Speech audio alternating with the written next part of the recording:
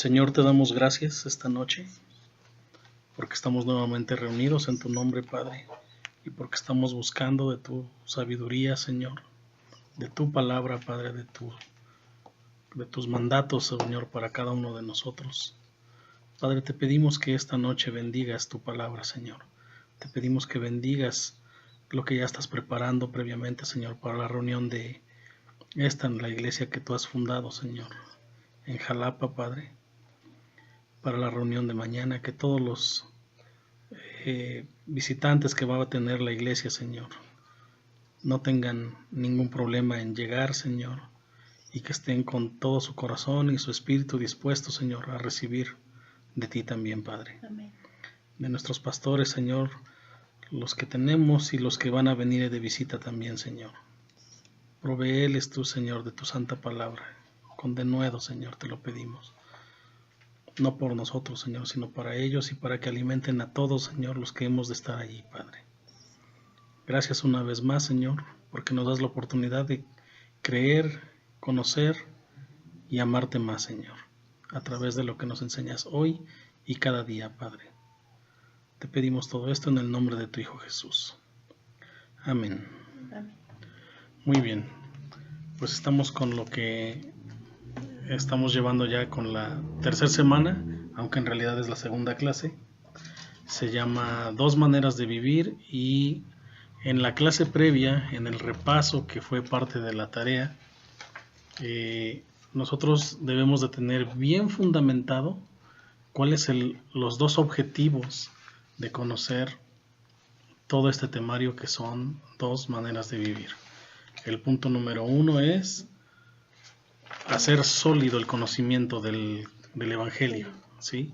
Lo decíamos como solidificar el contenido del Evangelio en nuestras propias mentes, ¿sí? Hacerlo sólido, como bien decías tú ahorita, en tener bien entendido, bien claro qué sí es el Evangelio y qué cosa no es el Evangelio. Y el punto 12, ¿para qué sirve este estudio? Para equiparnos y poder salir y compartirlo con otros. Así que no hay vuelta atrás. Este estudio es acerca del Evangelio y cada uno de los puntos que hay en él. En diferentes clases o diferentes prédicas que nos ha dado el pastor Ricardo, él ha hablado acerca de los 5 puntos que no debemos olvidar de cuando nosotros llevemos el Evangelio a otras personas, sean perdidos, o sea, que no conocen de Dios definitivamente, o sea, que ya lo conocen, pero a medias, ¿no? Por eso todas estas clases son precisamente para que nosotros conozcamos exactamente cuál es el Evangelio. Y en el evangelismo, es decir, en ir y llevar el Evangelio, no se nos pierda el 1, 2, 3, 4 y 5 acerca del Evangelio, de tal manera que concluyamos con un evangelismo exitoso, que es el verdadero arrepentimiento y el camino a su santidad de esa persona. ¿De acuerdo? Entonces, los puntos que ha enseñado John Piper acerca del Evangelio y que son básicos son: el primero, que Dios nos creó para su gloria. El Evangelio siempre empieza con esa parte: Dios nos creó para su gloria. En el estudio de las semanas pasadas con las tareas, y el versículo que teníamos que aprendernos era Apocalipsis 4:11, que es una afirmación más de este punto. Apocalipsis 4:11, donde Dios es el creador de todo, de su mano provienen todas las cosas, y Él es digno de recibir honra, honor, potestad y gloria, porque todo fue creado bajo su voluntad. Entonces, el punto número 1 es: Dios nos creó para su gloria. El punto número 2 es: todos los humanos deberían vivir para Dios, dar gloria a Dios, para glorificar a Dios. En uno de los textos, en uno de los versículos que estudiamos la semana pasada, decíamos: Aquí hay información increíble. El versículo dice que toda rodilla se doble, de los que están en los cielos, de los que están en la tierra y de los que están bajo la tierra. Todo lo que existe, todo lo que Dios ha creado, lo conozcamos como humano o no como humano, ha de doblar su rodilla y glorificar a Cristo y reconocer que Él es Dios. ¿Sí? Aunque en los 5 puntos del Evangelio nos atañe prácticamente a los humanos, Dios no está dejando libres las demás cosas, de lo que esté en el cielo, de lo que hay en la tierra y de lo que hay debajo de la tierra. Entonces, punto número 1, Dios nos creó para su gloria. Punto número 2, todo humano debería vivir para glorificar a Dios. Y el punto número 3 aporta a ese punto número 2, donde dice debería. Eso significa que no está sucediendo de esa manera. El punto número 3 es todos hemos pecado. Por lo tanto, no alcanzamos esa gloria de Dios. No alcanzamos a glorificar a Dios. Dice Romanos 3:23 que todos pecaron y por lo tanto estamos destituidos. ¿De acuerdo? Estamos destituidos ¿de qué? De la gloria, del objetivo que Dios creó en un principio para cada uno de nosotros. El punto número 4, al estar destituidos, todos merecemos un castigo eterno. No es un regaño de un momento, no es como con tus papás, no es como con tus hermanos que te puedes enojar un tiempo, un momento, un año, vaya, hablando de mucho tiempo, ¿no? Pero al rato sucede algo en la familia y se reconcilian. Con Dios no es de esa manera. El Evangelio no es, bueno, Dios tiene cosas maravillosas para tu futuro y Dios tiene planes maravillosos. No, estamos destituidos. Y al estar destituidos lo que merecemos es un castigo eterno, eterno. Nunca más vamos a tener una sola oportunidad de poder arrepentirnos y encontrarnos con Dios. Si tan solo los que están en el infierno tuvieran esa oportunidad que se nos está dando a nosotros, otra cosa sería.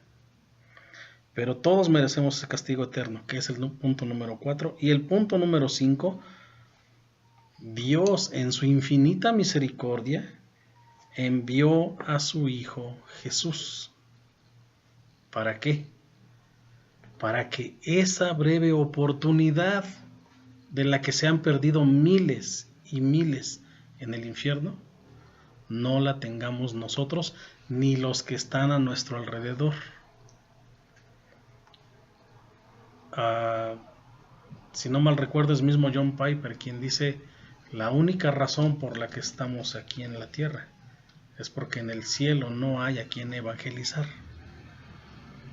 Estamos aquí porque necesitamos cumplir con nuestro propósito, que es ir y hacer discípulos, es decir, ir y compartir el evangelio, y no hacerlo como, ay, bueno, ya cumplí con mi tarea, ya que me la califiquen 8, bueno, pues ya con eso. No, debe de ser exitoso, y exitoso a la manera de Dios, no a la manera de los hombres, no a la manera de iglesias que solamente creen que con hacer una repetición, con pasarte al frente y hacer repetir una oración de fe, aparentemente de fe, ya la libraste, ya eres salvo, tú ya estás inscrito en el libro de la vida. No es así.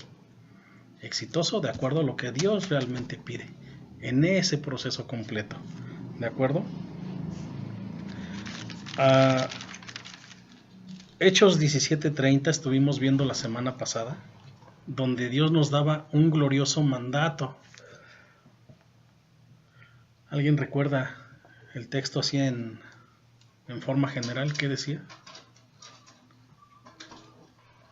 Manda que todos se arrepientan. Dios manda a que todos los hombres en todo lugar se arrepientan. Dios manda a que todos, en forma general se arrepientan. No manda a que se bauticen, no manda a que hagan una simple oración de fe.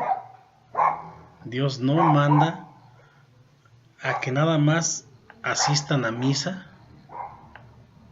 Dios no manda a que nada más se congreguen los domingos. Dios manda a que se arrepientan. ¿Por qué manda esto? Decíamos la semana pasada, por su gran amor, por el gran amor que nos tiene. No importa si dentro de los 5 puntos que acabamos de analizar, el humano transgredió su ley. El humano se hizo a un lado de Dios. A pesar de eso, Dios sigue cumpliendo. El punto número 1, Dios nos creó para su gloria. No nos creó para perdición, no nos creó para mandarnos al infierno. Él nos creó para el propósito hecho, glorificarle.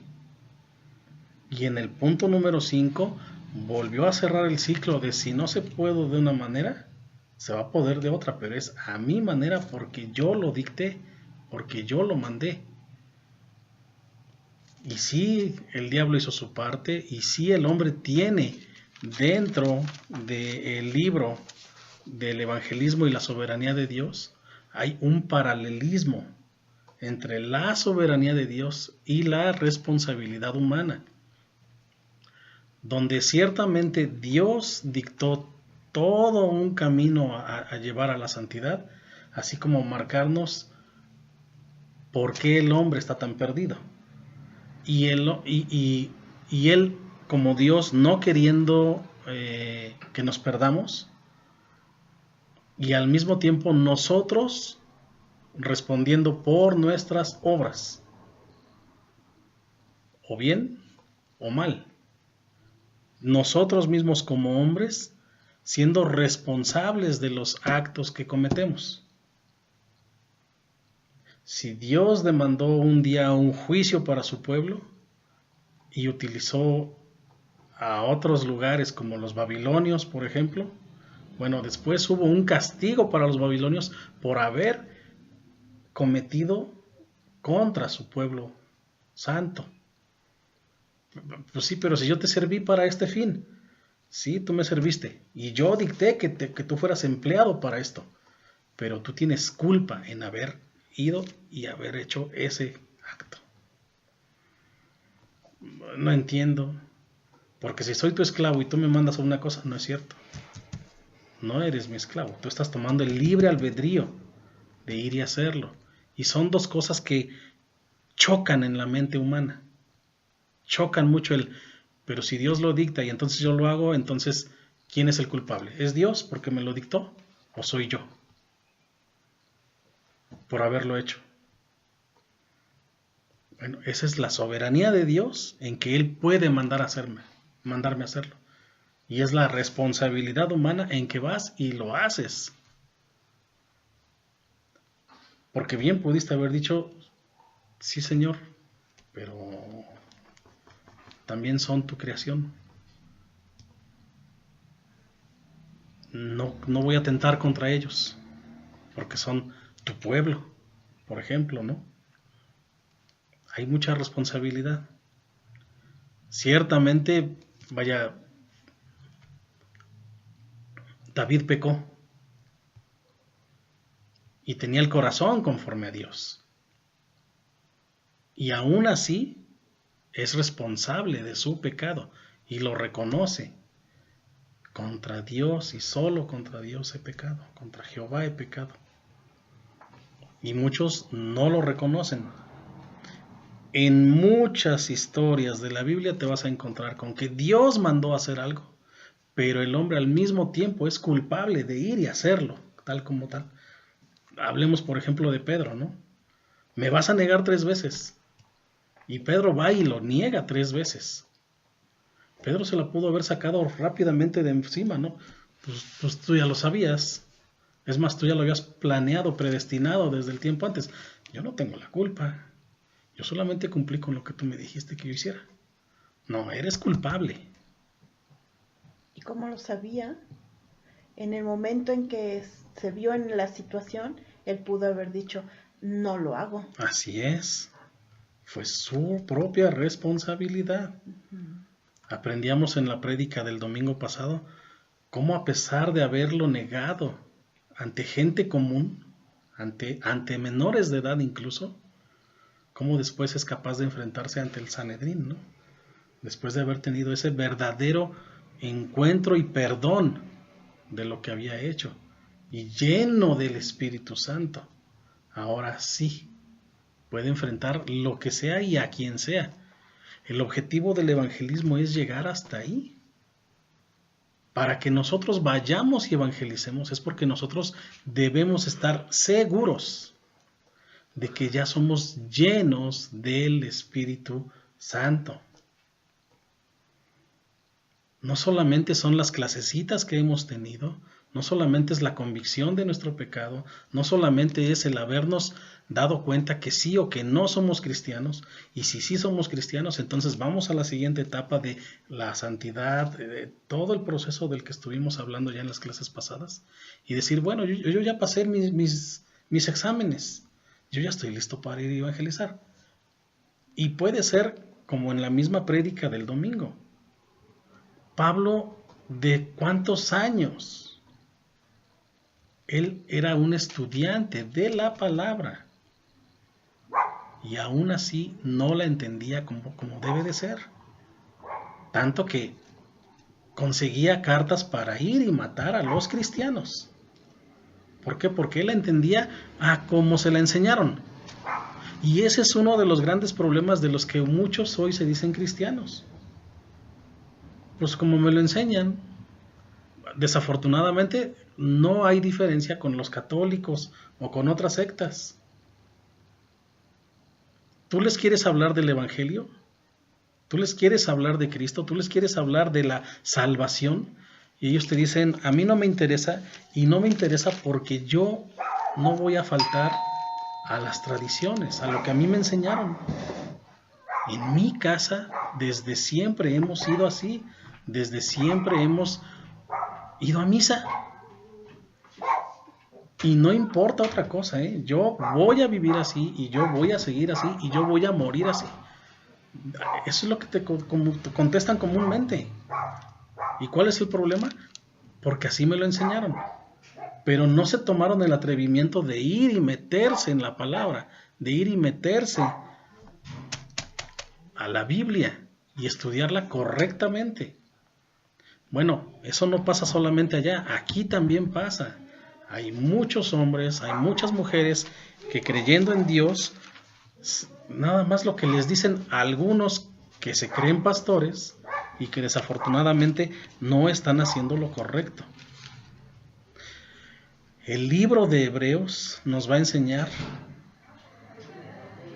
que hay una gran apostasía, y esa apostasía es culpa de los que escucharon la palabra y la mal usaron, y después van y envuelven a otros, y hay gran condenación para ese tipo de engañadores, para ese tipo de lobos.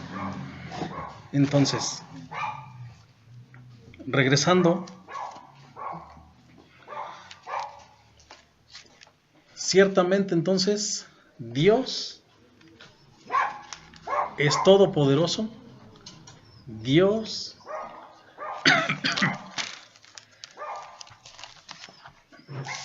es soberano, y como soberano todo le pertenece. Y Él puede hacer o no hacer que sucedan las cosas por un lado, y por el otro lado el hombre es responsable de sus actos. Adán y Eva en el principio cayeron en una tentación. Sí es muy marcado que primero fue Eva la que fue tentada, y al mismo tiempo conocemos que la culpa original la lleva a Adán. Y aún suponiendo que no tuviera la culpa originalmente Adán, su gran culpa fue evadir la responsabilidad de responder por lo que le había sido encomendado. Te encomendé, te di una esposa y tú respondes a capa y espada por ella. No aquello de, yo no fui, ella me dio del fruto que, la mujer que tú me diste, o sea, ella es la culpable, yo no, yo estaba por allá haciendo del baño. No, no va por ahí. ¿De qué otra manera se pudo haber defendido? Simplemente le echó la bolita a la esposa. Y puede ser que sea más grande esa falta de parte de Adán por encima de lo demás. Y se vuelven ambos culpables, porque son una sola carne.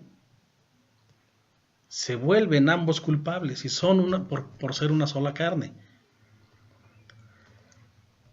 En ese momento, cuando Satanás tienta a la mujer, la engaña en Génesis 3:5, diciéndole, ustedes van a ser como Dios.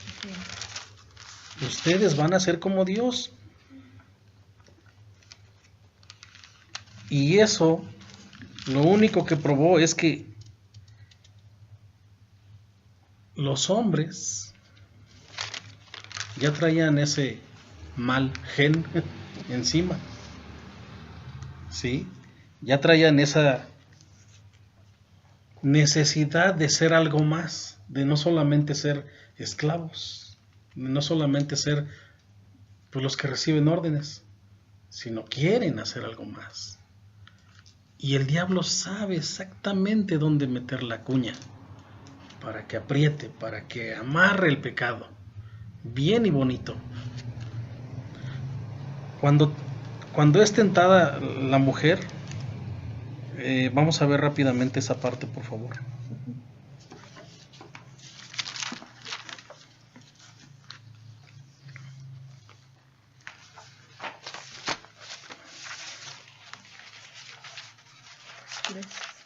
Génesis 3, del 1 al 8.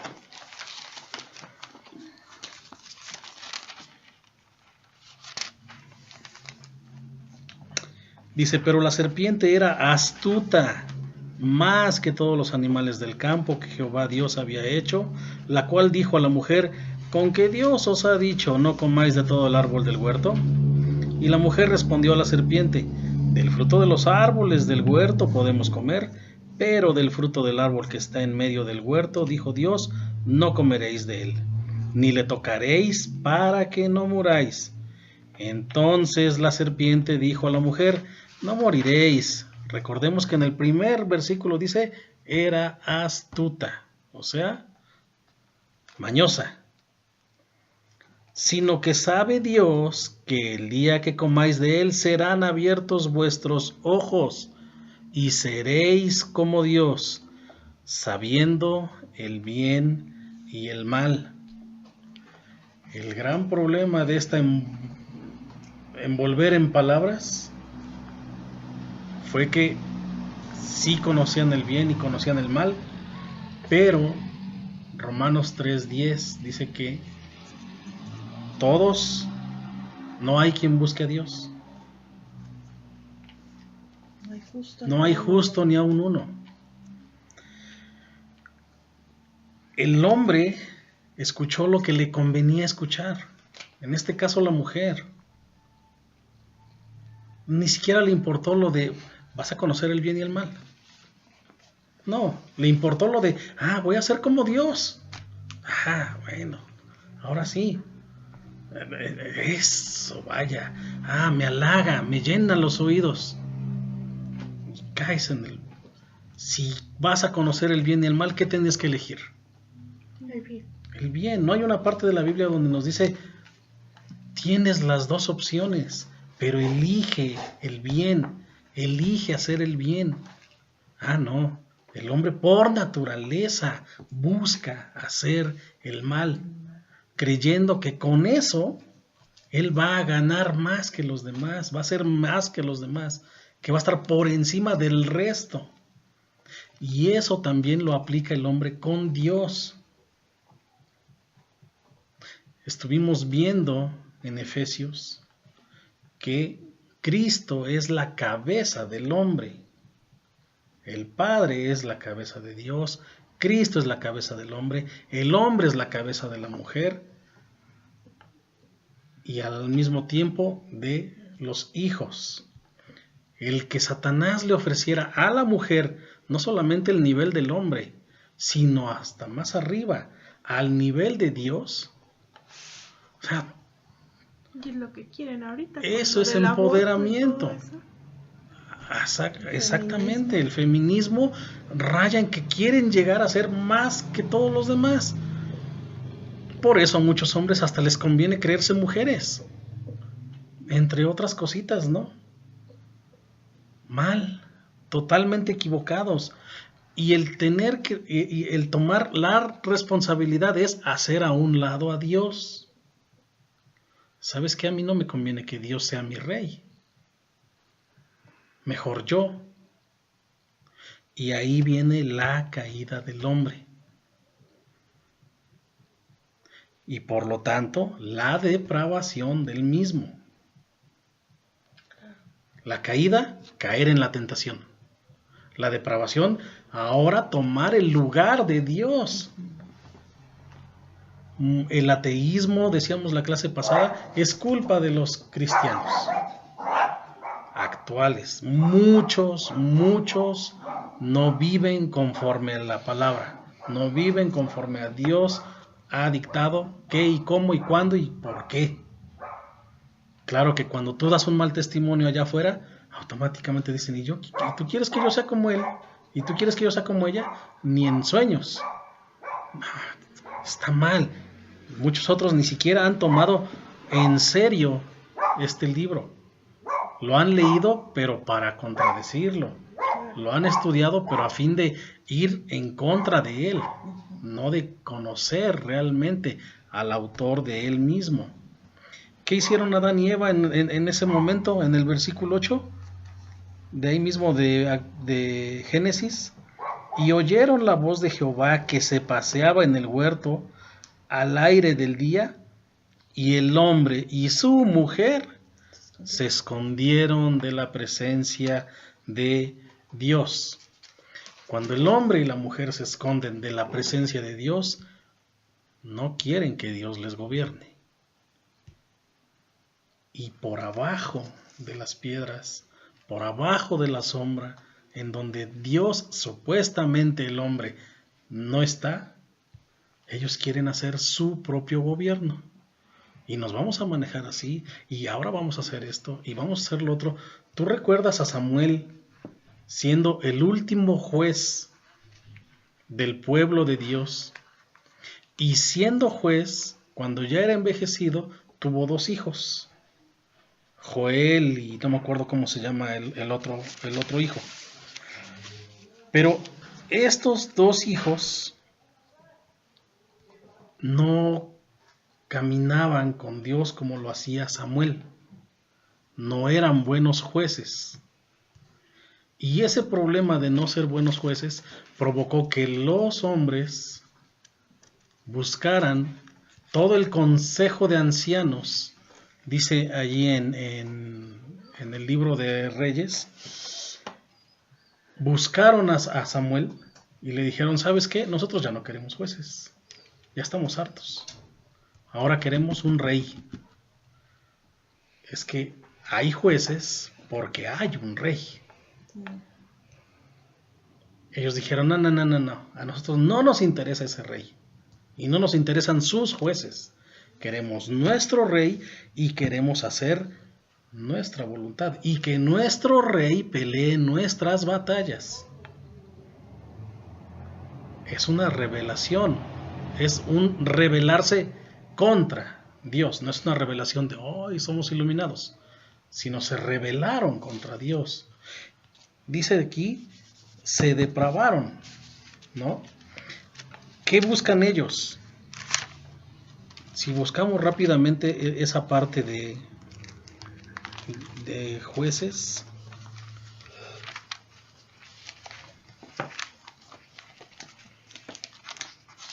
déjame ver si es Jueces o si es Samuel. No, es en Samuel.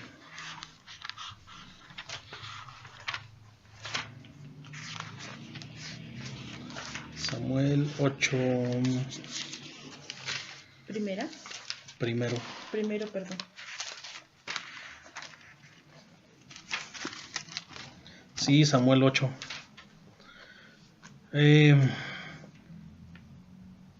8:2 dice: y el nombre de su hijo primogénito fue Joel, y el nombre de su segundo Abías, y eran jueces en Berseba. 3. Pero no anduvieron los hijos por los caminos de su padre, antes se volvieron tras la avaricia, dejándose sobornar y pervirtiendo el derecho.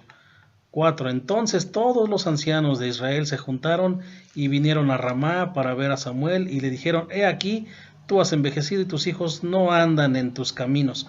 Por tanto, constitúyenos ahora un rey que nos juzgue como tienen todas las naciones. ¿Qué quería el pueblo? Ser como los demás, parecerse al mundo. Dios ha dicho que nosotros estamos en el mundo, pero no somos del mundo.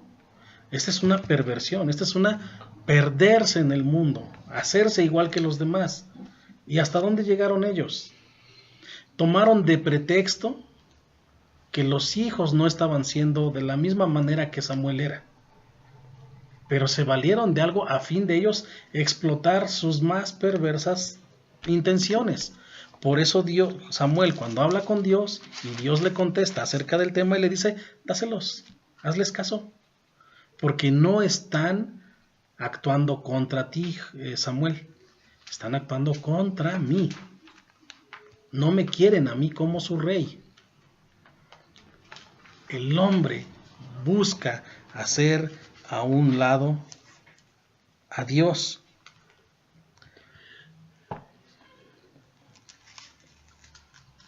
El 9 dice: ahora pues oye su voz, mas protesta solemnemente contra ellos y muéstrales cómo les tratará el rey que reinará sobre ellos.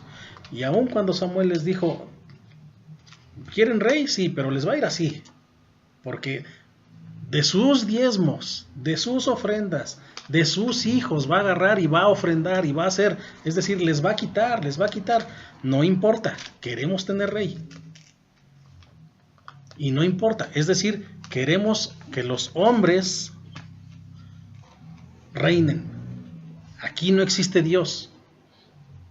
Aquí existe el hombre, y el hombre ha de ser gobernado por hombres. Eso es totalmente apartado de Dios. El diablo, de hecho, es así. Nosotros nos comportamos desde que nacemos como el diablo. ¿Cuánta razón tenía Jesús en decirnos: ustedes hacen las cosas de su padre el diablo? Entonces nacemos con ese grado de maldad. No es que con el tiempo crecimos y nos fuimos haciendo malos por culpa de nuestros padres, porque las cadenas generacionales. No es cierto. Ya lo traemos congénito.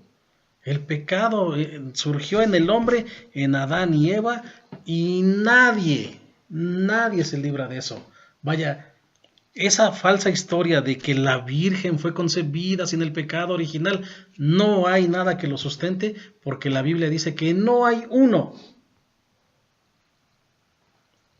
Y ciertamente Dios no convive con el pecado, esa es una verdad muy grande, pero también ciertamente Dios llamó a Satanás en el libro de Job, ante su presencia en los cielos.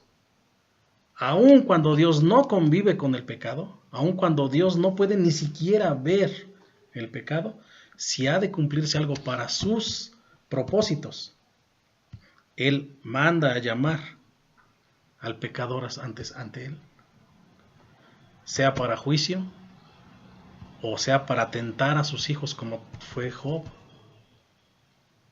Y directamente no lo tentó Dios, autorizó que el diablo trabajara. Y cuando se presentaron sus ángeles, sus hijos, para darle parte, para reportarse ante él, Si Dios dice, vienes y te reportas conmigo, no es si quieres, vas. Así te llame Satanás. Si es capaz Dios de llegar a eso. Y encima de todo eso, seguir siendo soberano. Porque todos han de obedecerle. Y por el otro lado, el hombre, al haber tomado esta parte de no querer ser gobernado por Dios, se hizo semejante al diablo. Se hizo totalmente semejante al diablo. Y no hay nadie que lo pueda librar de esa parte. Decíamos en los puntos del Evangelio, que debe de cubrir el Evangelio, el punto 3, todos hemos pecado, por cuanto todos pecaron y están destituidos. Romanos 3:23. Habacuc 1:13 dice, muy limpio eres de ojos para ver el mal, ni puedes ver el agravio.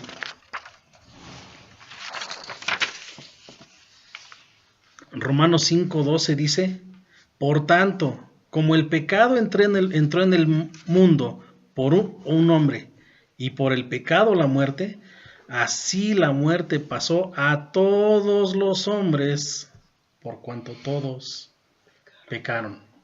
Pero yo no tengo la culpa, es más, yo no pedí nacer, y muchos se la quieren librar en eso, no sé si quieres, pero es que yo ni siquiera creo en él, lo hemos visto en clases pasadas. Todo le pertenece. Todo le pertenece. Tan todo le pertenece que ahorita lo decíamos nuevamente. Él llamó a Satanás en más de una ocasión ante su presencia. ¿Qué haces? ¿En qué andas? ¿Ya viste a mi hijo Job? Y hay otras historias. Pero sucede esto. Dice aquí, ¿qué es el pecado entonces?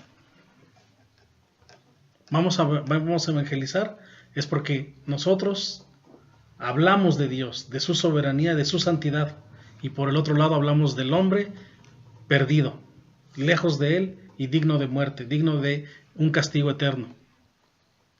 Bueno, ¿cómo es que le faltamos a Dios? Le faltamos a través del pecado. ¿Y qué es el pecado? Transgredir sus leyes es lo más común que conocemos. Ir en contra de Dios. Santiago 2, 10 y 11.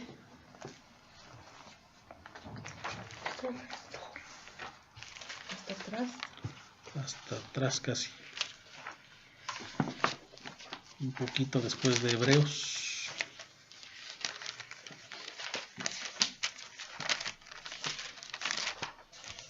¿Tres? Santiago 2,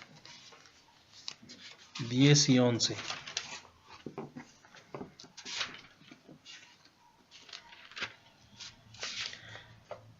¿Cómo dice? Pues el que obedece todas las leyes de Dios menos una es tan culpable como el que desobedece todas. Porque el mismo Dios que dijo, no cometas adulterio, también dijo, no cometas asesinato. Así que si ustedes matan a alguien, pero no cometen adulterio, de todos modos han violado la ley. Lo hemos conocido de antes y lo conocemos de ahora. Un solo pecado. Y aquí puso dos extremos Santiago. Pero un solo pecado, el más mínimo que cumplas. Ya transgrediste todo absolutamente. Pero es que estamos por gracia, tenemos la gracia de Dios encima de nosotros. Sí, pero no te exime del cumplimiento de la ley. Y si tú quieres saber qué tan depravado eres, ya lo hemos visto en otras clases. ¿Te acuerdas de una tarea donde dijimos, ahí te van unos pequeños versículos en donde puedes ver dónde calificas tú? Y estuvimos leyendo versículos de la Biblia uno a uno. Y era una tarea completa como de 30 versículos por lo menos. Bueno, si no quieres ir por toda la Biblia, regrésate a Éxodo. 20. A Éxodo 20. Y no solamente esos 10, sino los que siguen, en donde da específicamente si pasa esto, si haces lo otro, si matas, si robas, si vaya. Y cuando tú lees eso, entiende que tú eres el que está allí, ahora sí, puesto en el verdadero espejo. El hombre, qué tan depravado está, qué tan caído está, qué tan perdido está. Aviéntate toda la ley. Y luego te pasas al Levítico para no... Todos, uno a uno, no son pecados del demonio. Son pecados del hombre y que tanto tú como yo somos capaces de cometer. No se le escapó ni uno solo a Dios. Ni uno solo. Y muchos de ellos los cometes en el pensamiento.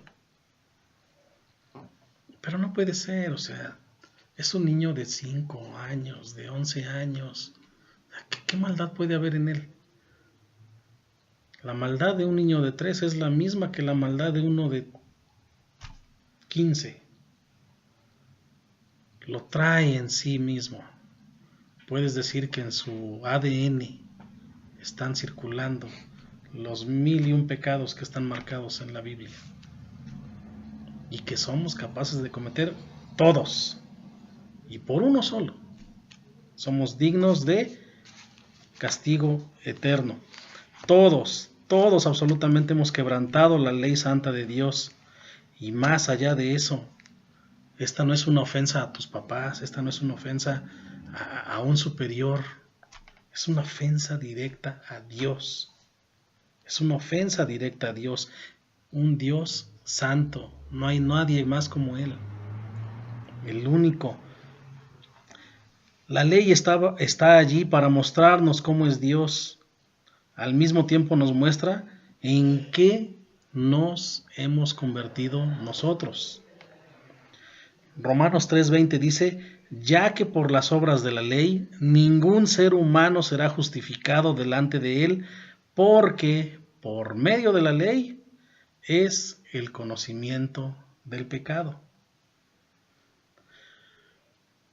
Hay gente a la que nosotros le podemos llevar el evangelio y no tenemos el tiempo suficiente porque nada más es una parada de metro o un pequeño viaje de autobús. Y hay otros a los que debemos de llevar más tiempo, porque llevas tiempo conviviendo con ellos, porque los puedes visitar constantemente, o ellos te visitan regularmente, o están en tu trabajo, o están en tu salón, o están... bueno, te la llevas pausadamente, a modo de que un día llegas, mira, vamos a echarnos un clavadito nada más por toda la ley. Pero no te vas a ponerle a leer toda la ley a alguien con que es un corto viaje y le quieras evangelizar, ¿no? Pero sí debes de buscar que abarques los puntos de los que habíamos hablado. Somos perdidos, nos desviamos a una sola, no buscamos a Dios y somos condenados, somos muertos en delitos y pecados. Y aún muertos estamos cometiendo delito. Hasta que Dios nos dé soplo de vida.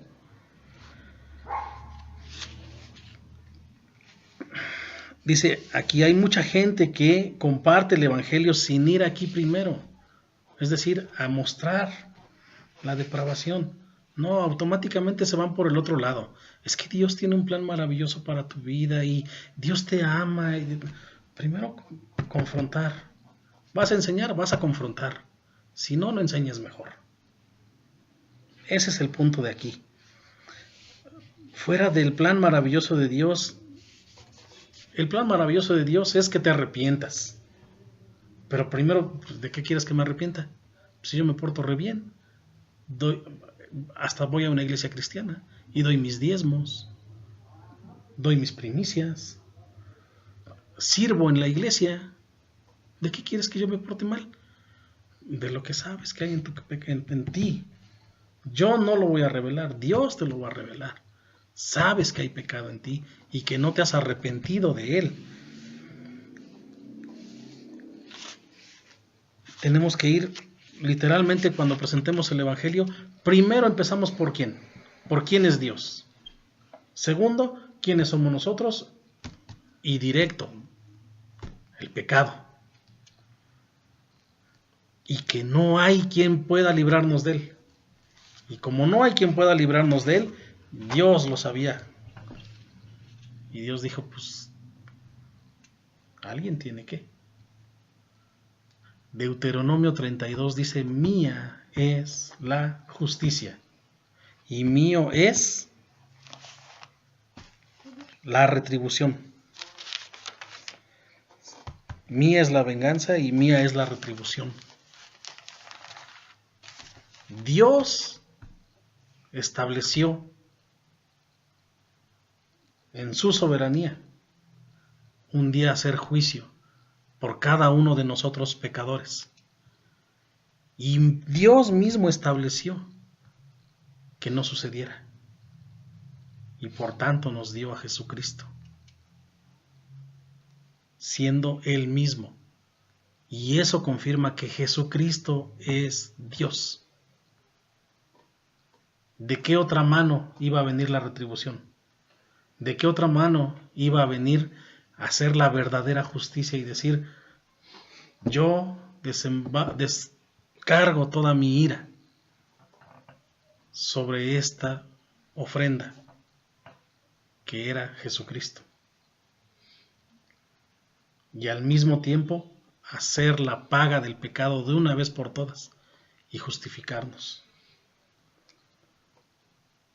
Para todas aquellas sectas que dicen que Jesucristo solamente es el Hijo de Dios, por lo tanto es un diosito con D minúscula, comparado exactamente igual a Satanás o a sus mismos ángeles. Esto no cabe en eso. No hay forma de empatar Deuteronomio 32 con lo que están diciendo. Es de Dios y es Dios. Él hace venganza, Él hace justicia y Él da la retribución a modo de que esto no suceda. ¿Pero para quién? Para los que creen, para los que le buscan.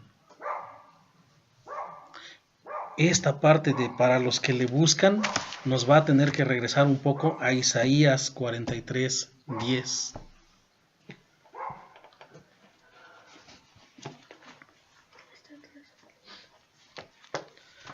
Antes de, está en el Antiguo, después de los Salmos y Proverbios. Tú eres mi siervo.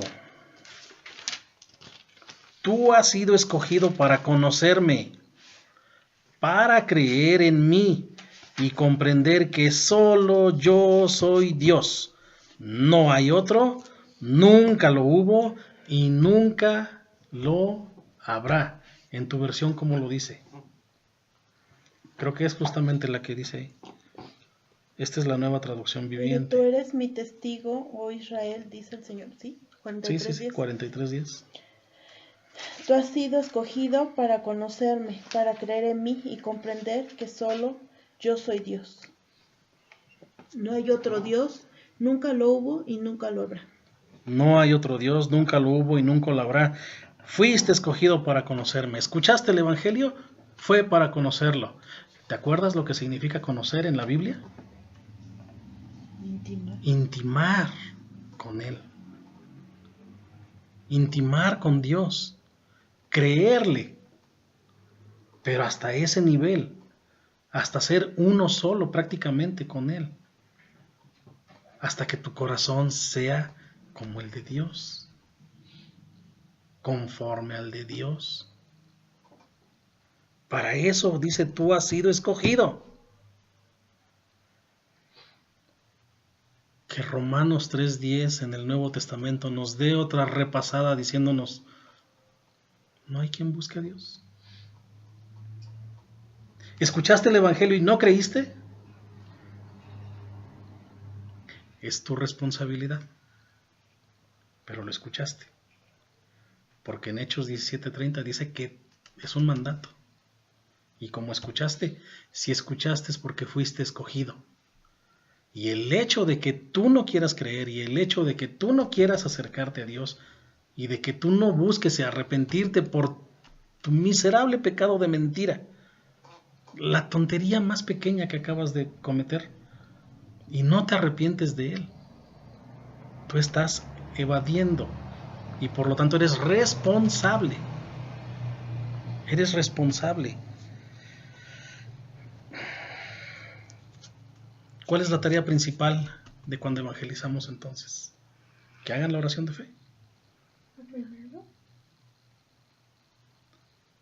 Así sea en poco tiempo el que tenemos disponible, o sea en más tiempo, nuestro objetivo es ir y hacer discípulos. Por lo tanto, ha de surtir efecto el Evangelio. Y el buen efecto. Es decir, que se conviertan de su viejo hombre al nuevo hombre nacido en Cristo. Y no lo hace una repetición de vanas palabras como la oración de fe. No lo hace. Lo hace la convicción de pecado, el arrepentimiento. Santiago 5, 19 y 20 dice que es a fin de que se salven. Nosotros vamos a evangelizar a otros a fin de que se salven.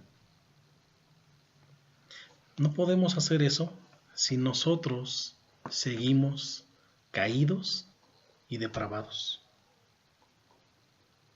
No va a haber un evangelismo exitoso si nosotros seguimos caídos y depravados.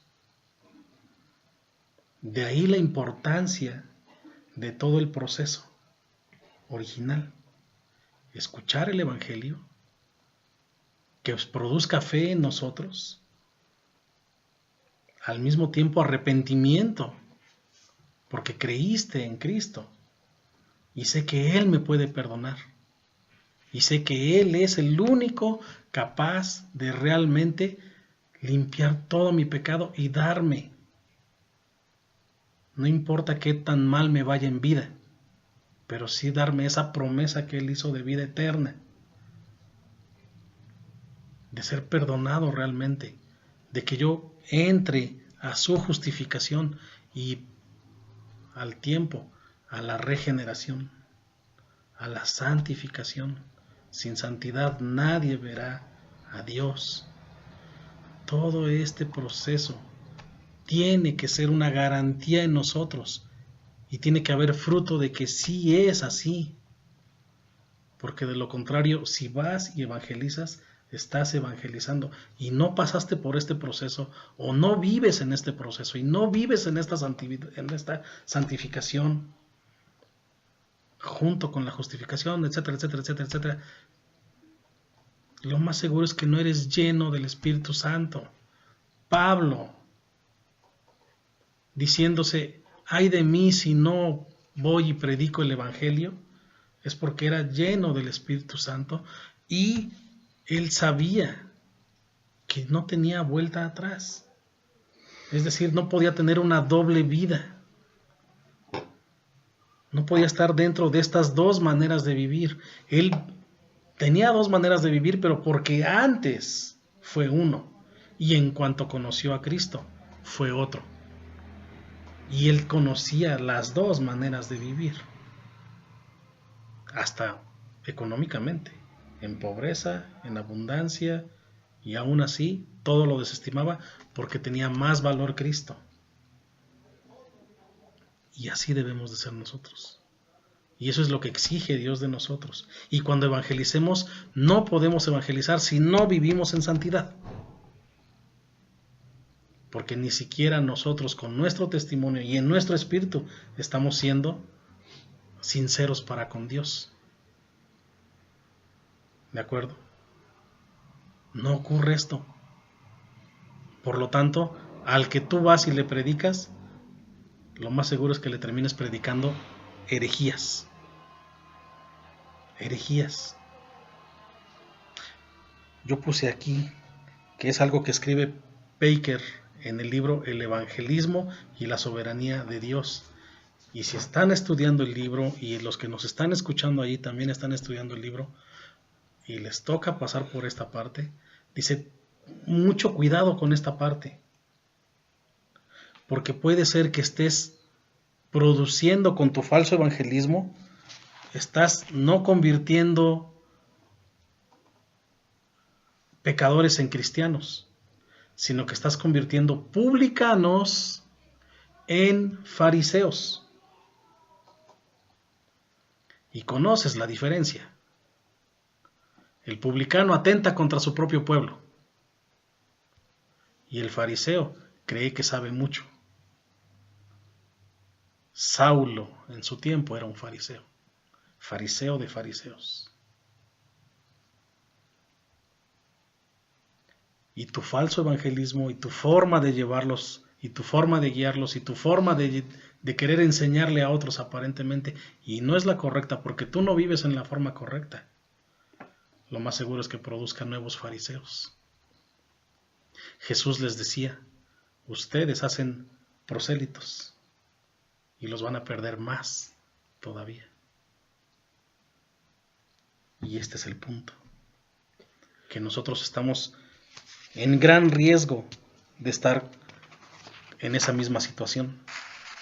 Vamos a cerrar ya.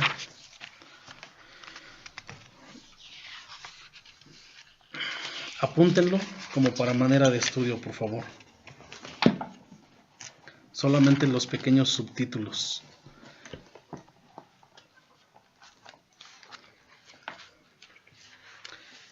Las implicaciones para el evangelismo.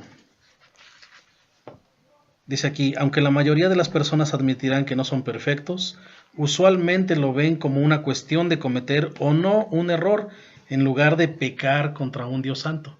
No, es un errorcito, hombre. Ay, ¿me perdonas? No va por ahí. Es un pecado. Y no te puedes tomar ni siquiera la libertad de jugar con algo así. Es un pecado. Esto es porque mucha gente piensa que ellos son en esencia buenos, que nacen inocentes y que solo tratan de hacer lo correcto. Nos gusta pensar en nosotros mismos como buenos. Nos identificamos con los buenos y no con los malos. Pero, ¿qué tenemos que hacer aquí? Nosotros tenemos que tener 5 formas de ver. Mira los niños. 2. Mira el mundo. 3. Mira tu vida. 4. Mira a Dios. Y 5. Mira su palabra. Mira la Biblia. ¿Sí? Dios tiene que obrar sobrenaturalmente en el corazón de la persona, pero nosotros somos responsables de comunicar el mensaje del Evangelio de la forma más clara, precisa y útil que podamos. Y para ese fin son estos puntos. ¿Sí? Salmo 51:5. He aquí, en maldad he sido formado y en pecado me concibió mi madre. Desde niños ya venimos con ese problemita. Mira tu vida, Romanos 7:18. Yo sé que en mí esto es, en mi carne, no mora el bien. Pero reconocerlo.